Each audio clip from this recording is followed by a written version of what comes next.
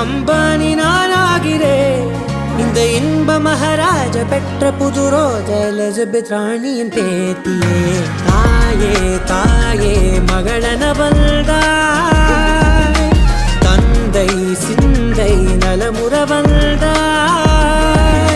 நீயே லோகம் என்று ஆனாய் பெண்ணே, என்னை ஆளும் தெய்வம் நீதான் கண்ணே.